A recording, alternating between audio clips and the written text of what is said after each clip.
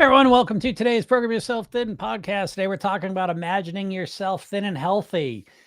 I believe that if you really want to lose weight long term and short term, I think it's really helpful to start thinking about yourself differently. Now, if you're overweight, part of the reason, the primary reason, in my opinion, is that you think of yourself as an overweight person, right? And the way we think about ourselves leads to how we feel, and how we feel leads to how we behave. And obviously, how we behave over time leads to our weight.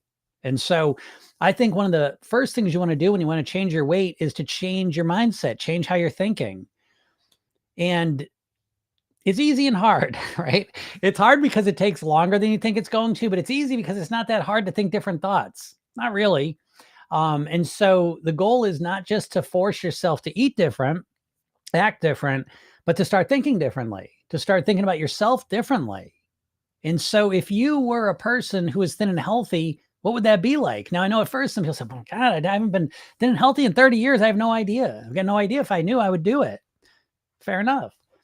But there have been times in your life, and it may not been a bunch of times, but I know there have been times in your life when you've made good food choices, when you have chosen to eat the right food and said no to the unhealthy food, and you were able to do it relatively easily. I know there have been times in your life when you kind of been in the flow, and it's like these good choices almost just flow out of you naturally. It's not a struggle. It just kind of feels like who you are. Right. Now, again, I'm not saying that lasted as long as you wanted it to, but I know everyone's had that experience at least somewhere. And if you start to focus on that, it starts to remind you that losing weight is not a lot of times so much about learning to become someone brand new, but a lot of times it's about remembering who you are at your core. It's kind of reconnecting to your best self, right? We all have strengths and weaknesses, and dieting tends to train us to focus on our weaknesses and think we have to fix them all in order to lose the weight and get to our goal. But the other side's more true, I think, that if you start to build around your strengths, and I know you've got them, when you start to identify your strengths and you start to build around them, it's a completely different process. And again, it's not so much about becoming some new version of you as it is expanding the best parts of you, expanding and growing your strengths, building on them.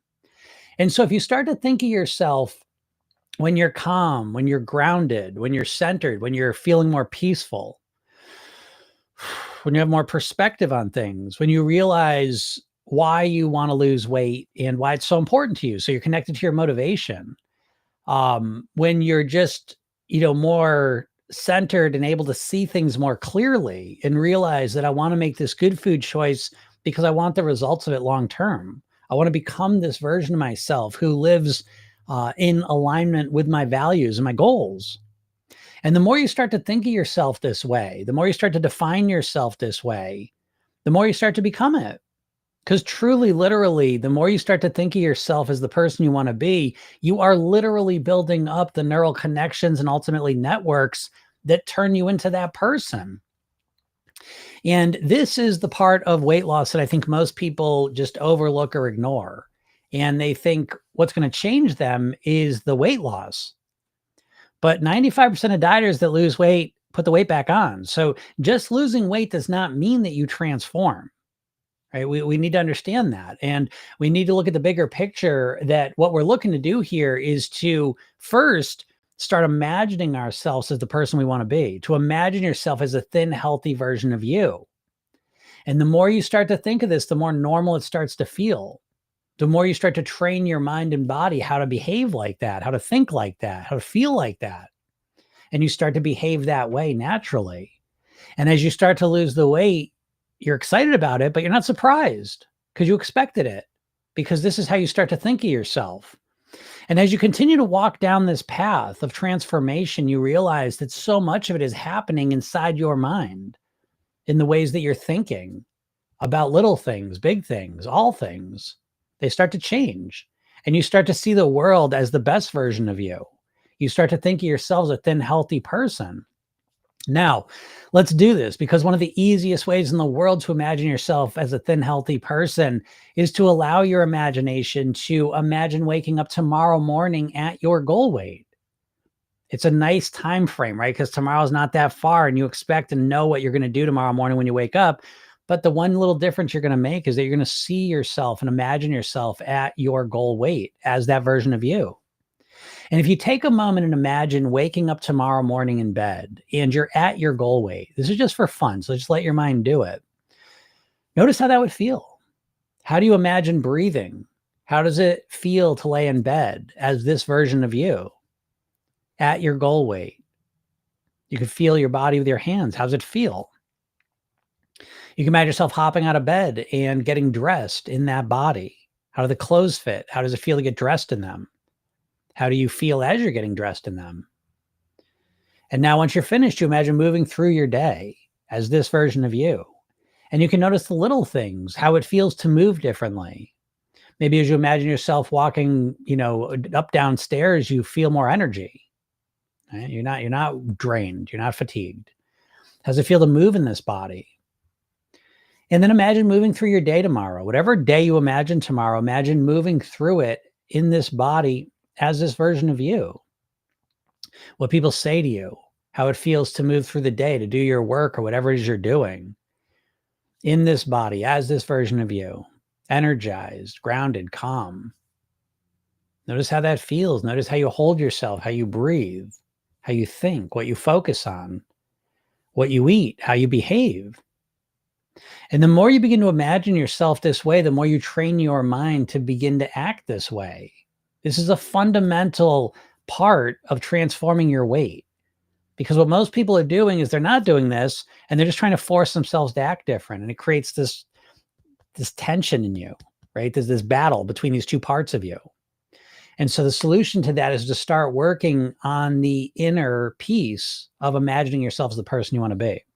And if you want to go deeper into that process, click the link in my bio and go get the free hypnosis session I give you. Right? It's called The New Thin Me. It's a kickstart session, and it's literally designed to help you step into your goal weight, into your dream body, and start to connect into the motivation, excitement of doing that so that you bring that motivation with you, into your life. So go check that out. It's completely free. And I made a training for you as well. You can listen to that. And if you have any questions, feel free to ask them. Any weight loss questions are welcome. It doesn't just have to be about hypnosis or mindset. So Young Beauty Studios is very true. Yes, it is. So much of it comes down. I mean, in Program Yourself Thin, we always follow the goal weight pyramid. And as you can see, the bottom level, indicating the most important piece, is mindset. And I believe that, your mindset, what you believe, what you think about yourself, what you say to yourself inside your head, all of these things are just fundamental, to what your weight is going to be. And it's important to remember that. Right. But yeah, any questions, feel free to ask them. I know people are right before Halloween. Hey, listen, I started eating candy too this weekend. So it's like, it's the same thing for me. One of my candy strategies for Halloween is to put off the candy pretty much as long as I can, so I waited this week and I'm like, I want to eat candy this week, and so it is funny. It had a difference. My kids are getting older now, so there's not really that candy as much anymore. So I will eat the candy for like a week or two and then I'll be done with it and I'll get rid of it all. But I'm very aware when I do it. It's so interesting with the candy because it's so crazy to me just how quickly it just comes in and you just think about it all the time. It's funny. I mean, you gotta be careful with that stuff. Good Lord. Talk about addictive substances, these candies. Good Lord. They're intense. But yes. But any questions, feel free to ask them. Oh, look at that. I see what's happening. Oh, I see. Wondering. A little bit of a technical issue over there on Facebook. Oh, well. Not restreaming it there. What's up, Jim? Jen says, hi, Jim. Hope you're well. I bought candy I don't like, then give the rest to an organization that sends to overseas troops. That's a good one. Yeah, buying the candy you don't like. That's a smart move, I would say. That's the good one. I get candy I do like. And I luckily I like less and less candy, I will say. But I get the candy I like and I eat it. I don't know. For me, it's just part of the whole thing. I like interfacing with it. I'm very aware of the candy and how that kind of hits me. And so, yeah, it's kind of interesting.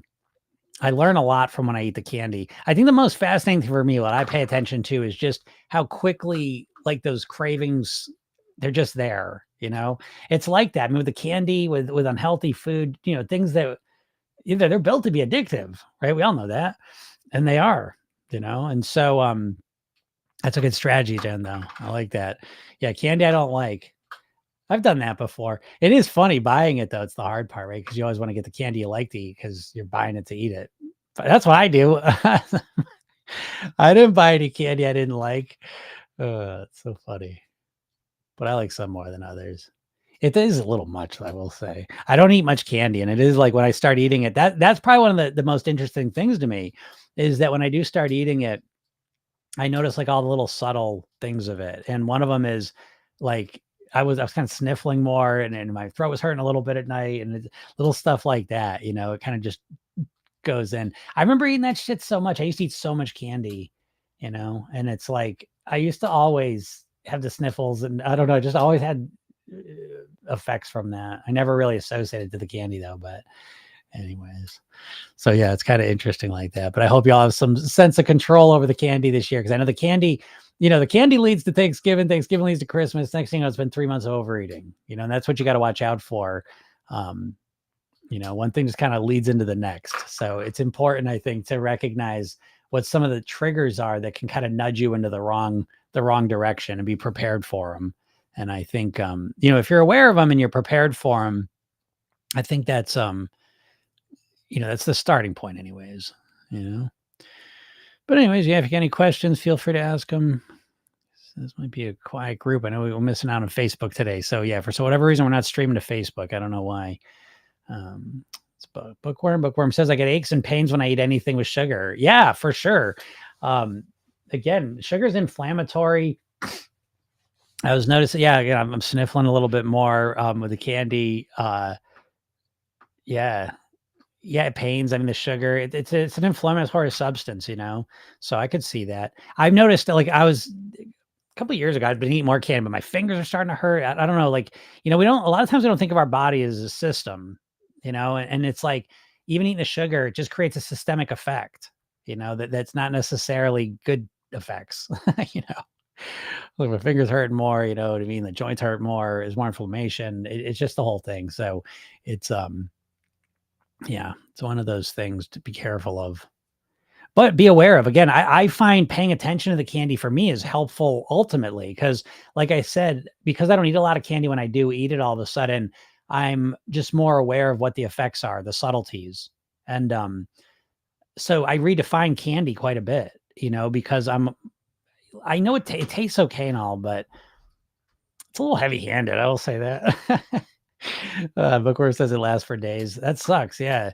If you get aches and pains when you eat sugar and it lasts for days, again, that becomes that focus on, that becomes a focus on the consequence. And program yourself then, when I talk about the 3 phases of eating, right? There's anticipation, consumption, consequence. And the consequence is the phase most people have conditioned and trained not to focus on when it comes to the food. We really are just dazzled by the looking forward to and the eating of the food. And we don't really pay attention to the consequence that, almost immediately follows, 6 seconds after you take your last bite. But yeah, that's an intense consequence, right? If you get aches and pains for days afterwards, that's a big one. I mean, for me, one of the big things I noticed, I talk about this all the time, a big moment for me, I remember I started doing yoga at night. This is way back in the day. I used to be 50 pounds heavier and I lost 50 pounds, changed my whole lifestyle up. But for years and years and years, I always ate at night. I'd finish dinner, wait about an hour, and then I basically just snack and eat all night. And so changing that was one of my first focuses. And one of the things I ended up doing along that was I started doing yoga at night. And I remember one night I was doing yoga and my stomach was killing me. And I was like, what the hell's going on with me? I don't know what's wrong. And then I was like, I remembered. I'm like, oh my God, maybe that's the meatball grinder I had. And I had a large meatball grinder that night for dinner a few hours earlier. And I was like, oh, what? That never bothers me. I was like, wait, maybe it does. Maybe I just never realized it, because usually what I do is I go and watch, maybe I go and watch TV and I distract myself so I don't notice it, and that was really a big moment for me, because I realized how shitty I felt when I ate that way. but I also realized I'd never really noticed it because I was distracting myself. So paying attention to how I felt after I finished eating has been fundamentally one of the biggest shifts, one of the biggest things that shifted my eating. Because again, I have really in my mind, I define the food primarily by the consequence. And I'm not talking about the consequence of being overweight. I'm talking about the short-term consequence of feeling uncomfortable. And so, through enough conditioning, that's primarily how, that pops right in my head when I'm making food decisions. I'm thinking about how I'm going to feel, half hour from now, when I'm done eating. And that helps me make much better decisions.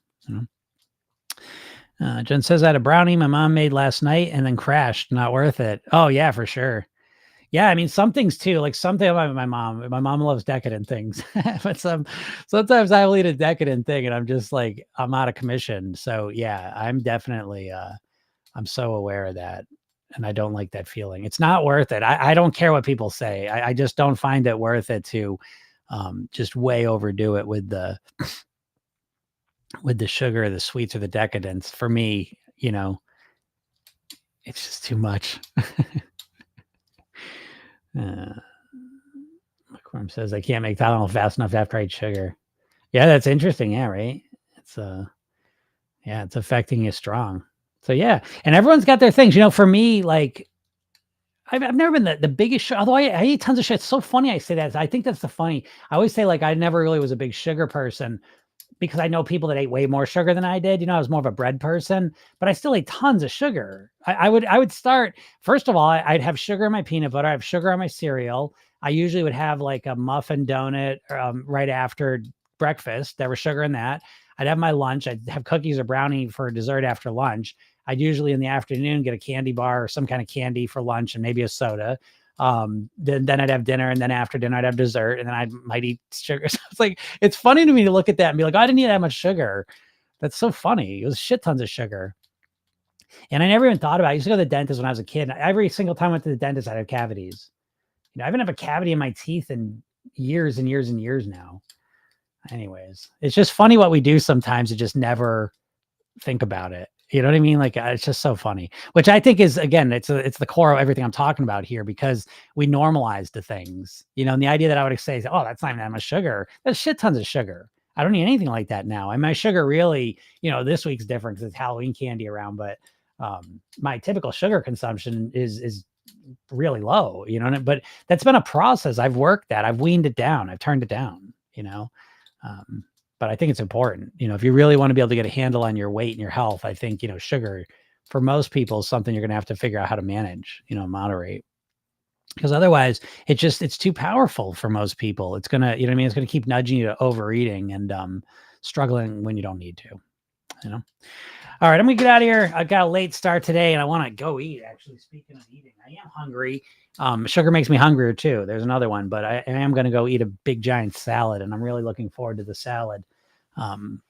Which I will tell you this too, and I don't think people talk about this enough. Healthy food's addicting too.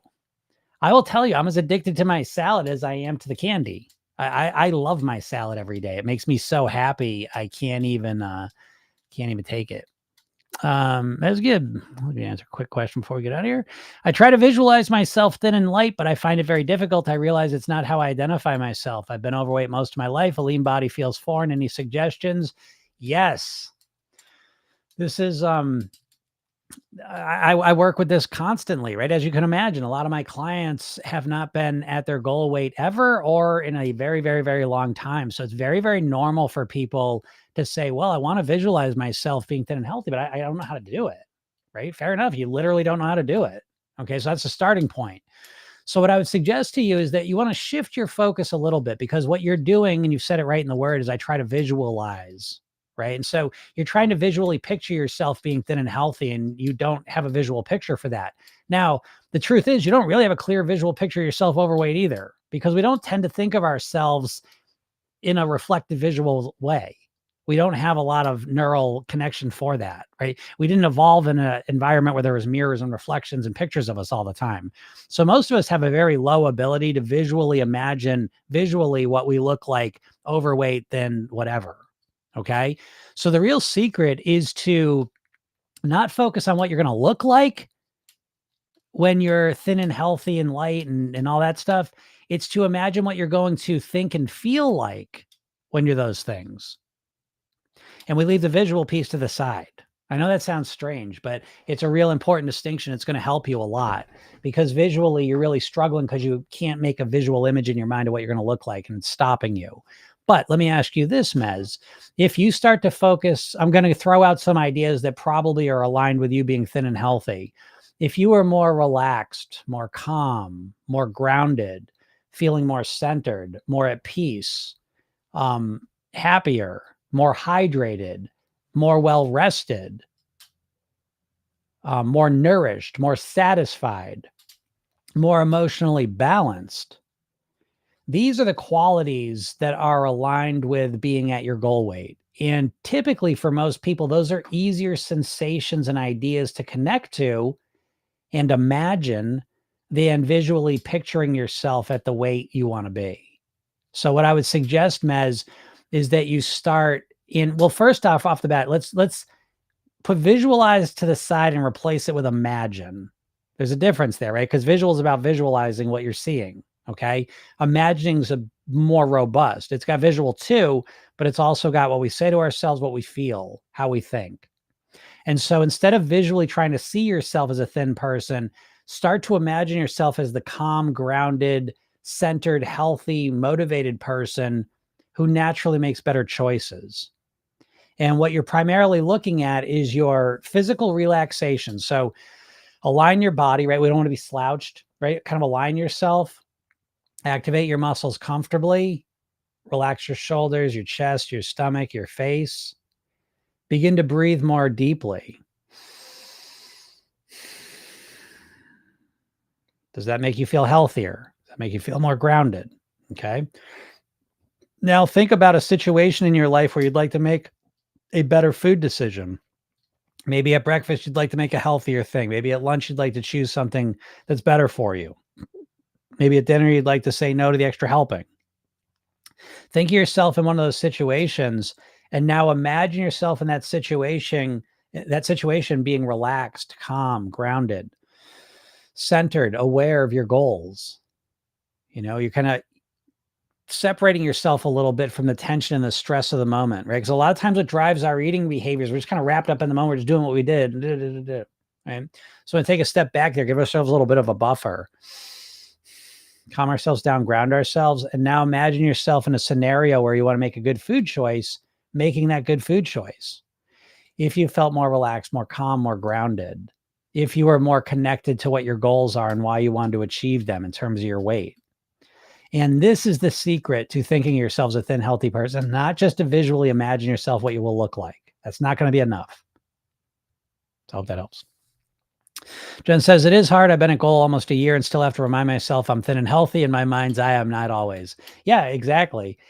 Same here. I've been doing this for 30 years. So that's why I joke about the candy. I mean, like I can get on that kick real quick, you know? So again, I always try to remind you all, you never get rid of, okay, let me put it this way. You all have a mean voice in your head. You all have an overweight voice in your head. You're never going to get rid of those voices. They never go away. You learn to manage them more effectively. Hope that makes sense. You know, so again, Jen, that's not a weird thing. You know what I mean? That's just normal. And so it's not a big deal either. You know, as long as you recognize that and realize that you need to remind yourself, you know, of how can I do that? How can I step into that reality more fully? And again, the big difference is to step in it physiologically. See, a lot of times I get Mez Gabe, I guarantee you, when you're trying to imagine yourself, then you're just like, okay, let me see if I can do this. And just your mind just blank, right? There's nowhere for you to go. It's just a blank thing. I don't know what I'd look like, right? But we don't want to do that. What would you feel like? When you make good decisions in life, you see what I mean? Because a lot of times we think about the end result of being at our goal weight, but we want to connect to the moment to moment decisions we make that get us to our goal weight. So it's not about the end result of being at our goal weight. It's about the moment to moment situations we find ourselves in where we want to make the good decisions. And what we want to do is we want to practice making those decisions from a position of power, grounded, calm, centered, focused, motivated. And the more you think of yourself that way, the easier it becomes. All right, everyone, I'm going to get out of here. Thanks so much. Apologize to Facebook for missing. We had a little technical issue today, so we didn't get popped out there, but that's okay. If you're not in my world, make sure you click the link in my bio. Go get the free hypnosis session I give you. And I also got a training for you that I made for you. I give you, it's completely free, all free. And if you like listening to this, I'm usually here Monday through Friday around noon Eastern. Feel free to ask whatever questions you want. I'm happy to help you. And if you can't make the live and you want to listen to this, it's also a podcast. Search Program Yourself Thin on any podcast platform, and it'll pop up. So, all right, everyone, have a super duper day, and we'll talk soon. Bye.